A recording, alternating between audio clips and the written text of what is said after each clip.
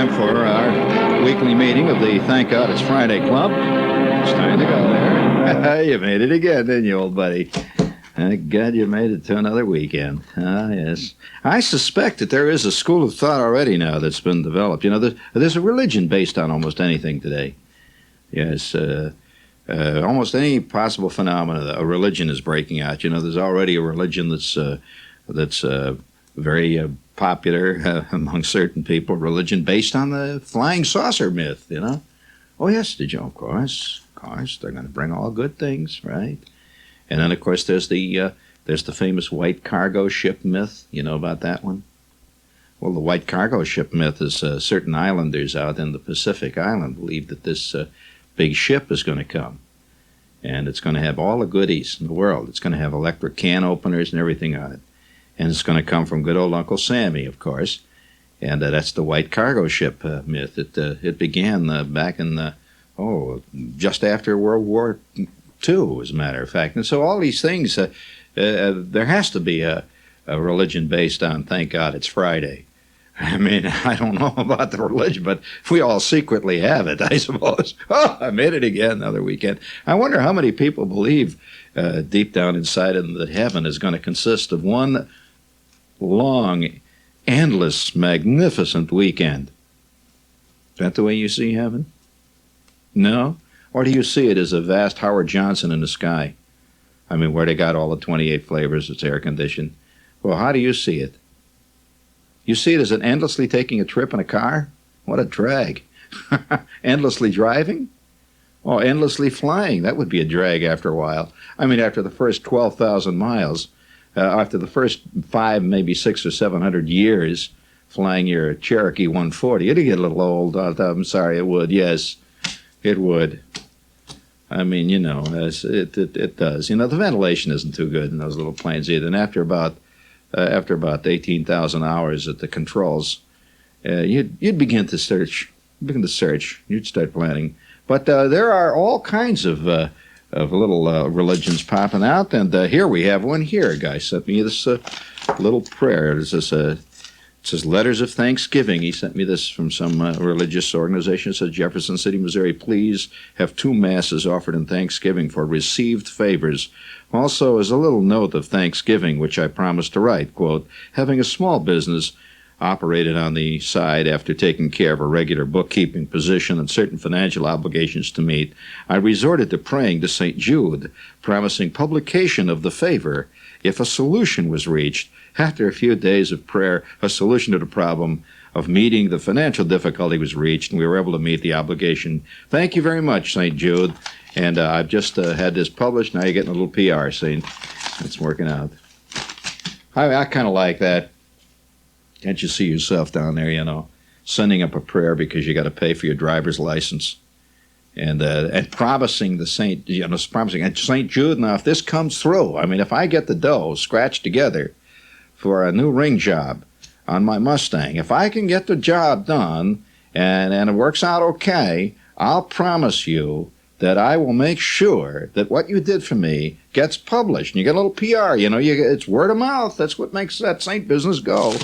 So, I mean, you know, yes, maybe have a note to that effect here. Somebody says, here, Shepherd, it says, is it true that I heard you the other day on your Cowboy X on Sesame Street? Yes, I am Cowboy X on Sesame Street. That's true. That'd be irony if that turns out to be the high point of my career. Cowboy X on Sesame Street. I am Cowboy X on Sesame Street. That's true. Any of you Sesame Street freaks, well, when Cowboy X shows up, it's guess who? X, you notice? Brand, you know, I don't get the good letters like A right up there in the beginning. Always in the last tail end, the rump end of the alphabet. Cowboy X. Here's a letter. It says, Dear Shepherd, maybe we shouldn't laugh so hard at the Pacific Islanders with their cargo cult. That's a coincidence, as its mirror image is becoming current here. I refer to the belief that if Americans reduced their meat consumption, the grain thereby saved would be somehow magically transported in ghostly white ships to the starving millions in Asia. That's true. He says it's a variation of your space exploration versus potholes fallacy. Well, you know that you know what that fallacy is. How many times have you seen it in commercials? Shows a guy sneezing, going, they can send a man to the moon, but they can't figure out a cure to the cold. You know this thing? Absolutely no connection between the two things. Sending a man to the moon is unbelievably simple compared to coming up with a cure to the common cold, buddy.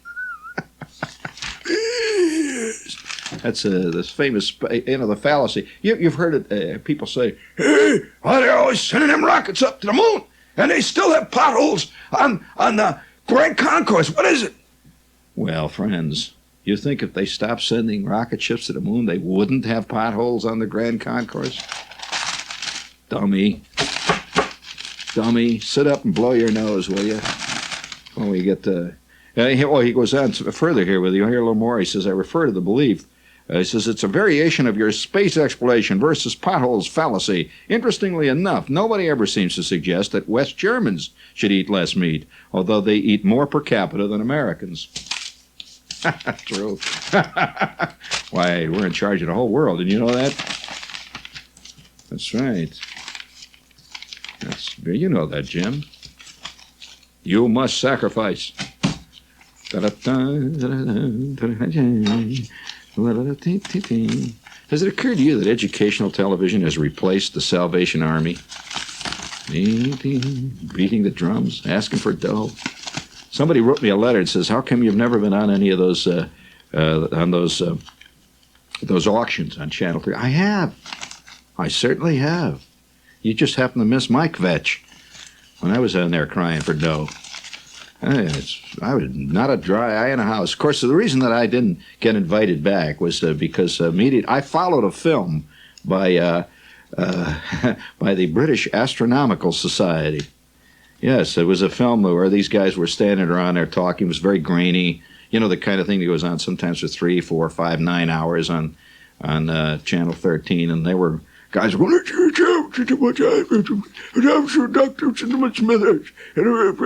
the outer galaxies. And they were going on, say, and this went on for hours. Well, I came on, I says, well, good afternoon, Big Bang fans. And that didn't go over so good. No, not at all. Those of you can hardly wait for the rest of the universe to blow up like it did in the first place. Then there's going to be an auction for dough. Tell you that. Hey, that reminds me. May I do something here right now? Get set in there, James, please. Just get ready. I'll give you the cue now. And remember what I said, when I stopped on? Okay, hold on there. Our production is flawless here, isn't it? It's really great. Like a greased pig. Just terrific. Sir. Showbiz. We like to bring you behind the scenes in glamorous show business here. It's certainly exciting. Yeah, you remember that? Did you boggle at the concept of the president in the last couple of years? Presidents giving State of the World speeches? That's a whole new ballgame. Yeah, State of the World. Remember every year everybody looked forward to the State of the Union? And that was considered a really big thing. Now it's the State of the World. Wow. And we just sort of accept it. A lot of people don't realize this is a cosmic, this is a cosmic concept. State of the World. Wouldn't you love to just once to have 27 billion people listening to you? It's old Jim's State of the World speech. Comes down and tells you how the world is doing. And I say that had I told you, had I come on the air, say 5 or 6 years ago, that recent, and said that the president one day is going to every year give a State of the World speech. Come on, you're exaggerating. Well, I'm going to make another prediction. I'd say within a comparatively short time, and most of us will live to see it. We will see a thing like this come on the air. It will come on every year at a certain time. See?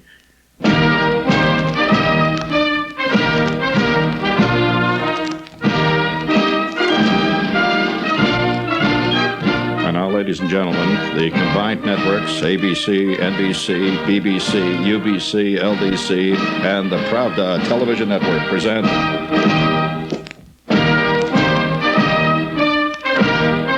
President of the United States.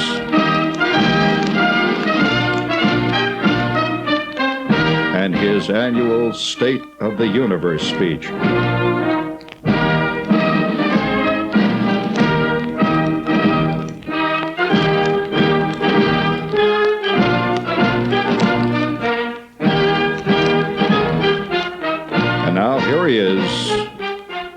President of these United States.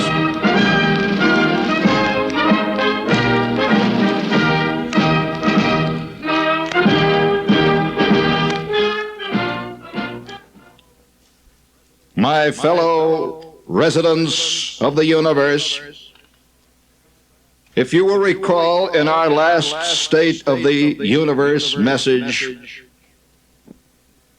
we felt at that time that the problems which were facing our universe were nearing salvation. However, since that time, the difficulty with Venus and the imminence of war in the Jupiter area has brought the millions of peoples in the universe once again to a low point in morale. We must increase our aid to the residents of Pluto who are suffering and dying from uranium poisoning. And our space explorations have brought to us more difficulties almost as the day goes on. We here on Earth owe a duty to the citizens of all those undeveloped planets throughout the entire solar system. And of course, this will mean higher taxes. Naturally, higher taxes will bring about a certain amount of inflation. But we feel that all residents of Earth, as concerned residents of our universe, will desire to give all they can give at this low point in the history of universe kind. Now, to become specific, we all know, of course, that the power shortage brought about by the continuous wars that have occurred in the last year in the vicinity of Venus has drained the energy-creating potentials of 3 of the major planets.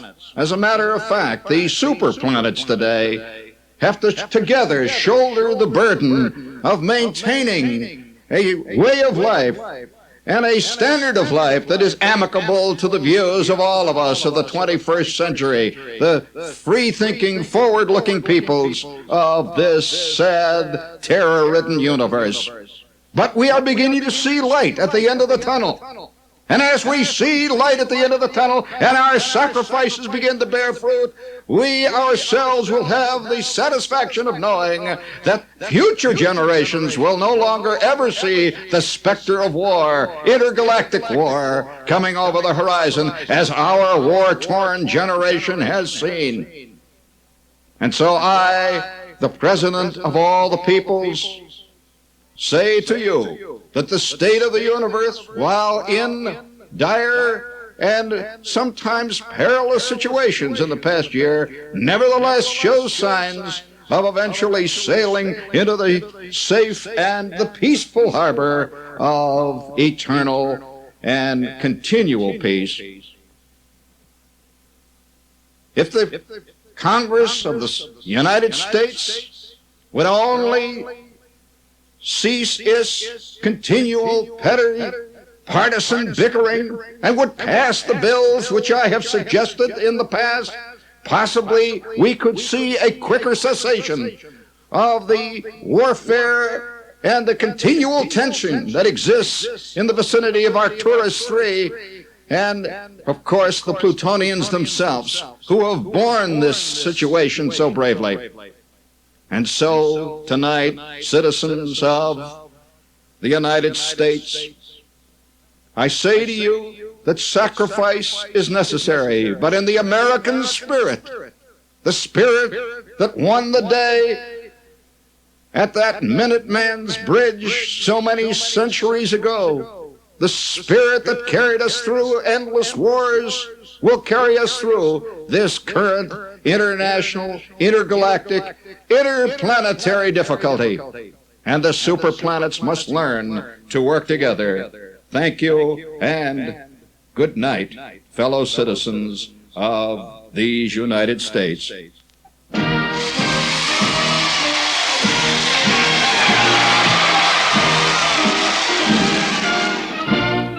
You have just heard the President of the United States with the combined networks of the world giving his State of the World message.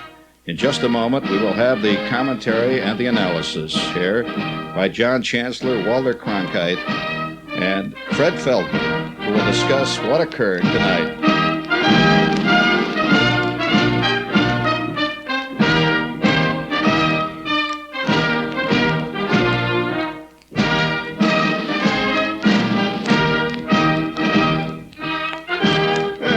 That was kind of nice, wasn't it? Did you like that little look into the future? Kind of looks good, doesn't it? Exciting, right? You know, you like that thing of the speech to the. Well, I think that's going to come, and it really has to come. And I have to, if you'll get that chair in there for me, will you please? I'd like to give a man who's just passed into the great beyond. Only the British would do this. Guy passed into the great beyond in style. So give him a cheer, please.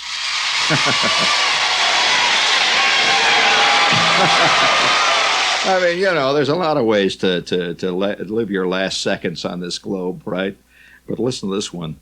It's a note that just came in from King's Lynn, England. You know, it's one of those little towns that they always show Robert Morley standing in the middle of. And they're going, we'll take good care of you. I can do that pretty well, don't I? We'll take good care of you. The British Broadcasting, no, he's not talking about the V. He's talking British Overseas Airlines will take good care of you. It's I'm the only guy that does imitations of Robert Morley. King's Lynn, England. Alexander Mitchell found a television show featuring a Scotsman fighting his bagpipes so hilarious that he laughed until he died. Did you hear about that? His wife Nessie. Now wait a minute! Don't take it so seriously, because the family took it in good spirits. His wife Nessie said Friday she would write to the creators of the comedy program, thanking them, quote, for making Alex's last minutes so happy. Well, old Alex, he was a 50-year-old bricklayer, ate a heavy dinner before watching his favorite program, a show called The Goodies. Only the English can come up with names like that. That's a great name for a show, The Goodies. Well, he turned this show on, see, and he'd had a lot of, kidney pie and beer and a whole bit. So he sat there and turned on The Goodies there after the fish and chips and all of it, and it hit him right where he lived, that one, that all the way. See, you know the old expression, boy, I laugh fit to kill? Well, this actually happened to him. He laughed 25 minutes without stopping. And then finally he just over sideways, and that was the end of the game. Oh, good old Alex. The doctor said that the strain of the total and complete laughter as he was digesting his heavy meal. Nessie, has a tendency to cook heavy like that. After the two combination just put him out there. He's off there in the big TV studio in the sky now. But the Goodies, you know what the show was about? It's called The Goodies, see? And that show, that one, apparently they do all kinds of things on it. But The Goodies, this particular section, featured a Scotsman fighting his bagpipes in a parody of the martial art of Kung Fu. It would be funny. And squealing. Anyway, it got poor old Alex right where he lived. That was the end of that. I just thought you ought to know there is some happiness in the world. Enough of that TV will kill you, buddy. It's rotting your head. Yeah, I watched one television show. Let's see. The other night I watched it, and it comes on right at family time. See, it had 2 rapes. It had 3 murders. 2 of them accompanied, by the way, with very graphic pictures of the pinking shears, which were used in the 3 murders. Pinking shears. The pinking shears entering the gizzard of 2 of the victims. And, of course, that was good. It featured 3 car crashes, including one in which the pursued toppled end over end off a 700-foot cliff and finally blew up. That's a mandatory scene in most television shows today. And and it was all sponsored by a laxative. So it was kind of a nice evening there at the old Tube. It was a family show. And that immediately was followed by a medical show that featured a guy with a brain tumor who was marrying a girl who apparently was suffering from a rare form of Asiatic leprosy. It was only at the last minute that that medical center was able to tell him to cut it out and quit fooling around and adopt a Korean kid and live happily ever after. That worked out. So it's quite a night on the old tube. Plus the fact that night, on comes Jim Bouton, the great baseball maven, who proceeds to tell us about the first baseball game played in the season, but neglects to tell you what pitchers pitched or how many hits were hit. And he seemed to spend all of his time talking about the Nets, an obscure basketball team which persists in constantly playing. You know, anybody who's ever been in the military and has flown in the military knows about no-frill flying. No seats, you know, and there's no floors in the plane. They just got this aluminum shell around you there. Temperature 75 below zero inside the airplane, yeah. And then at the end of the airplane, if you've ever flown any of this stuff, it's great. At the end of the airplane, they always have a cardboard box full of canned rations. If you begin to go out of your bird for hunger, see, and you crawl. One of the worst flights I ever took in my life was a military flight. One time, you're curious where it went from? Oh God, it went on forever. It was a flight in one of the biggest of the military type transports, and it's so big that it has a great big platform that comes down. You ever seen this plane? Great big platform that comes down on the ground from the inside of the belly of the plane. It lowers down. See, it's an elevator that just lifts everything up. Trucks. You can put the 28th Division on that thing, and they just lift it right up, and the airplane just swallows it all up. Well, it's an enormous airplane. I mean, it's the biggest airplane that it's the biggest thing this side of the C-5A, right?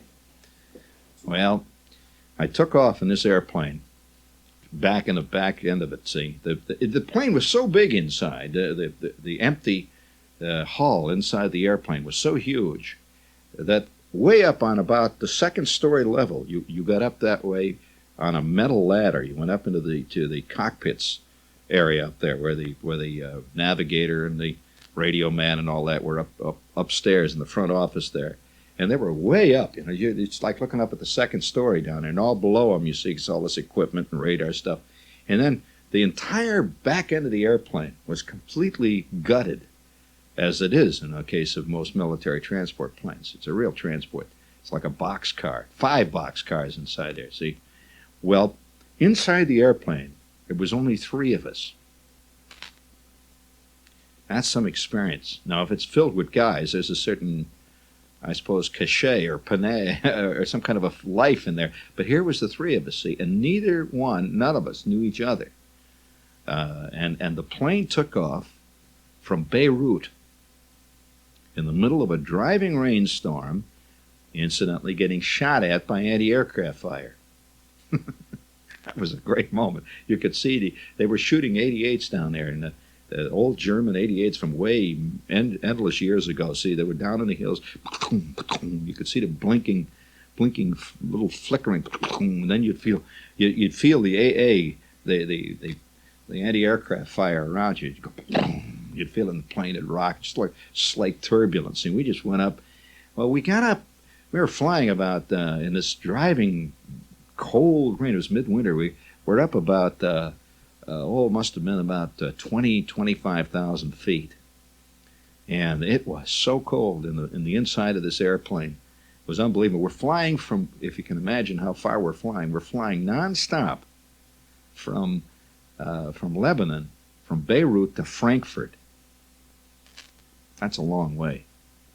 That's a long flight in an ice-cold airplane, and just barely enough oxygen back there to sustain us, just enough, so that your head was always half coming off your neck.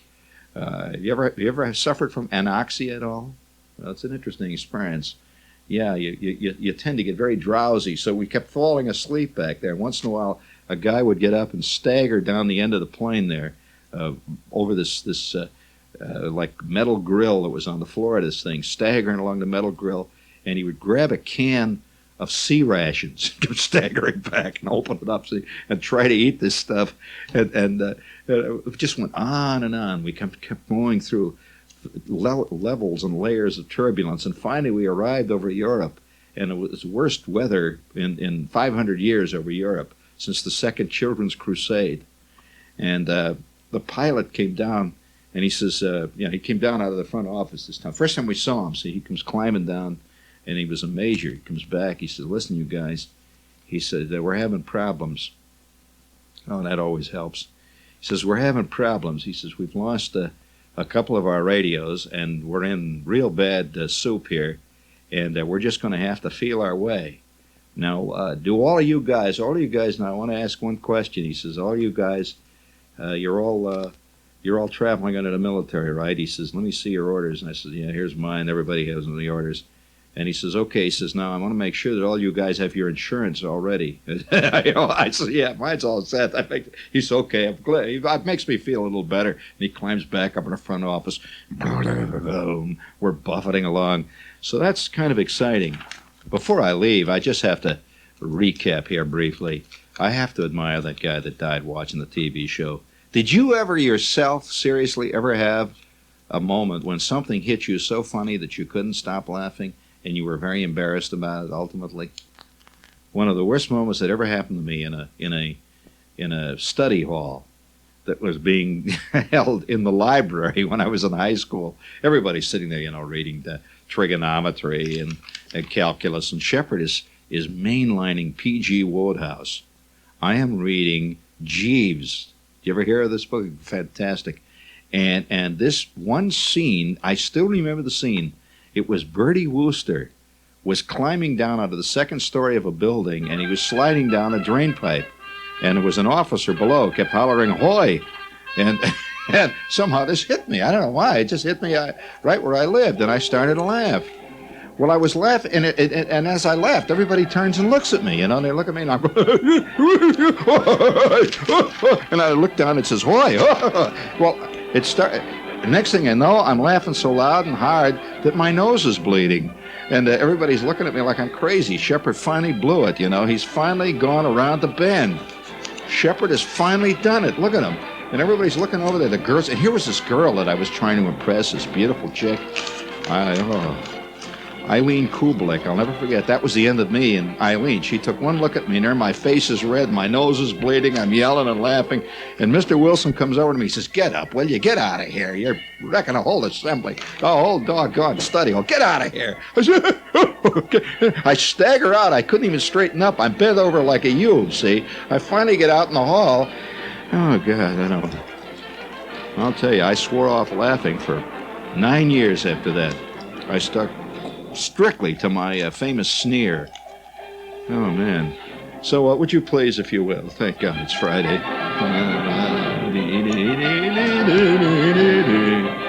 So, wherever you are tonight, Alexander Mitchell of King's Lynn, England, we hope that those television shows up there in England are just splitting your old sides, man. That Scotsman there fighting his bagpipes, that's enough to kill anybody. And President, are you preparing your State of the Universe message for next year? We're all excited, waiting to hear it. Especially since that tension grew up there so bad around Pluto. Wait till there's a space Henry Kissinger making shuttle flights from Venus to Mars.